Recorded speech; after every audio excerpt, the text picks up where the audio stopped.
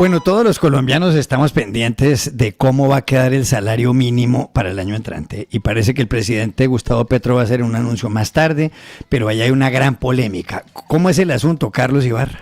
Mire, Juan Carlos, no, ya está confirmado a las 7 de la noche, ya está grabada la locución presidencial, ya han informado desde la Casa de Nariño, 7 de la tarde, dura 19 minutos la intervención del presidente Gustavo Petro y dice, asunto salario mínimo 2026. Hace algunos días se ha generado la polémica por cuanto el presidente ha advertido que va a ajustar el término para referirse o para justificar el incremento que va a anunciar hoy a las 7 de la noche del salario mínimo y le ha acuñado un término que es salario mínimo vital, con lo que ha comenzado una serie de debates y de análisis sobre cuál podría ser la cifra. Los empresarios habían advertido o habían propuesto que el incremento fuera del 7%, un poquito más del 7%, las centrales obreras o los sindicatos habían pedido el 16%, pero se ha advertido de cifras que hablan del 12, del 19, del 23 y hasta del 27%, la cifra que podía establecer el gobierno para el incremento del salario mínimo vital y móvil que ha señalado el presidente que va a anunciar y que va a justificar en su alocución de las 7 de esta noche, Juan Carlos. Claro, miren, para hablar de este asunto tenemos a un invitado muy especial, es Jorge Restrepo, fue compañero nuestro aquí en RCN Radio, en la FM de RCN, y es profesor de Economía de la Universidad Javeriana. Profesor Restrepo, gracias por estar en Tarde Pero Llego. Es un gusto estar con ustedes, Juan Carlos, una maravilla volverlos a acompañar. Mire, mucha gente está inquieta con este asunto. Como usted bien sabe, es normal, miles de colombianos, millones de colombianos dependen del salario mínimo. Esto afecta también a los empresarios.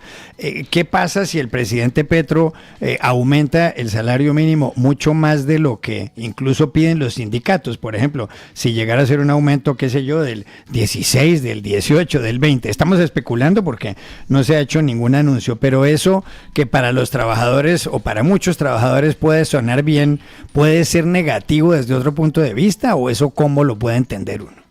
Claro, eso para quienes tienen un contrato de trabajo fijo, digamos, por ejemplo, quienes trabajan para el Estado o en una empresa u organización que es muy sólida, pues es una muy buena noticia que le van a subir a uno el salario mínimo 4 o 5 veces lo que ha subido la inflación, pues es una muy buena noticia. El problema está en que ese precio administrado, el precio del contrato laboral, pues no necesariamente todas las organizaciones, las empresas lo pueden pagar, porque supone un aumento de los costos muy alto. Entonces, cualquier persona que tenga un contrato que gane el salario mínimo tiene que pensar, digamos, qué probabilidad hay que la empresa en la que trabaje, la organización en la que trabaje, lo pueda pagar. Y allí es donde están los efectos, que no son solamente para los que tienen empleo, sino para los que no lo tienen y para quienes lo podrían perder. Una persona joven, por ejemplo, que está buscando su primer trabajo por primera vez, va a encontrar mucho más difícil si suben el salario mínimo muy por encima de la inflación, va a encontrar mucho más difícil conseguir ese empleo. Una persona, digamos, que está en una empresa que el precio de sus productos no lo puede aumentar automáticamente sin perder mercado, pues también tiene el riesgo de que pueda perder el empleo. Entonces, las consecuencias, como usted dice, Juan Carlos, es lo que hay que tener en cuenta en esto. Doctor Restrepo, no sé yo si la pregunta que va a hacer es una pregunta un poco tonta, pero a uno le chocaría un poco porque los sindicatos son siempre los que mantienen un pulso en esa pelea por subir el salario mínimo con el gobierno y que el gobierno incluso pueda subir el salario mínimo por encima de las expectativas de los sindicatos. ¿Eso tiene sentido? Primero que todo me hace muy feliz verla y escucharla, Eva. En segundo lugar, digamos, esto claro que es un pulso entre los trabajadores y los sindicatos y los trabajadores entre el gobierno y, me puso nervioso, Eva, entre el gobierno y los trabajadores que representan los sindicatos, pero también con las empresas.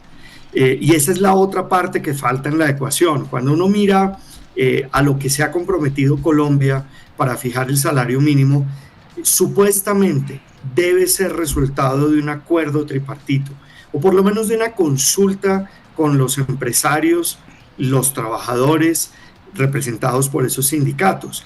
Y aquí parece ser que por primera vez se ha puesto del lado de los trabajadores sindicalizados el gobierno nacional, pero ha ido mucho más allá, según lo que se rumora, en el sentido de que el aumento va a ser muy superior a lo que están pidiendo los trabajadores sindicalizados. Eso no es que esté mal, el problema es que también hay que considerar las capacidades que tienen las empresas de pagar esos salarios. A cualquiera le suena bien que le aumenten el salario por encima de lo que esperan el sindicato al que está afiliado. El problema, insisto, son las consecuencias, no solamente para cada quien en términos de que puede perder el trabajo, sino las consecuencias que puede tener, por ejemplo, en materia de inflación e insisto, para los que no tienen un trabajo formal. Profe, mire, profesor Restrepo, lo saluda Carlos Ibarra con unas buenas tardes. Mire que hay dos posiciones claras, incluso el presidente ha debatido durante todo el fin de semana con la cantidad de economistas que le han advertido, especialmente a través de X, anteriormente Twitter, que subir o proponer o decretar un aumento exagerado afectaría la contratación de nuevos trabajadores o incluso podría estimular el desempleo, porque afectaría muchísimo a las empresas. Pero el presidente les insiste en que entre más poder adquisitivo tienen los trabajadores, pueden gastar más y pueden dinamizar la economía. ¿Cuál de las dos posiciones se acerca más a la realidad si sube, por ejemplo, el salario mínimo por encima del 20%?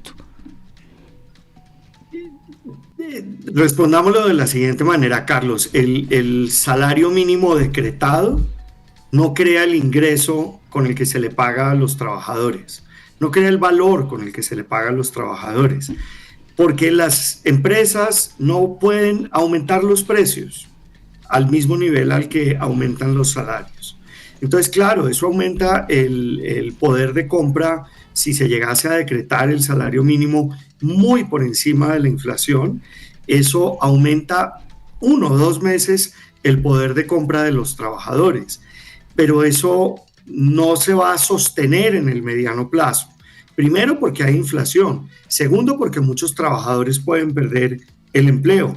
Y en tercer lugar, porque otras personas que quieren trabajar no van a poder encontrar sus trabajos, en particular las personas jóvenes. Entonces no es que uno o el otro tenga la razón, el punto es que ningún gobierno, ni este, ni los anteriores, ni los que vengan, va a tener el poder de decretar que un ingreso aumente. Lo que puede aumentar es un precio. Aumentar el precio del trabajo, que es aumentar el salario mínimo por decreto, no supone que van a aumentar los ingresos de la nación. No nos van a hacer más ricos porque aumente el salario mínimo por decreto. Claro. Profesor Restrepo, me preguntan aquí por Twitter sobre un tema que ha seguido muy de cerca también Carlos Ibarra, y es la declaratoria de emergencia económica por decreto por el presidente Gustavo Petro. ¿Eso a usted le parece adecuado o no? Y le pido una explicación para que entienda cualquier persona como nosotros que no somos expertos en economía. ¿Eso está bien o está mal? Está mal por varias razones.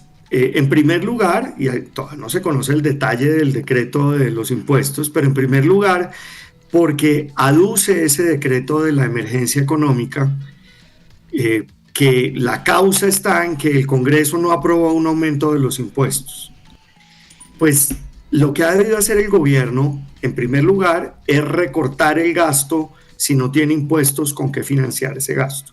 Y en segundo lugar, no puede decretar unos impuestos en la emergencia económica solo porque el Congreso le dijo que no a esos mismos impuestos.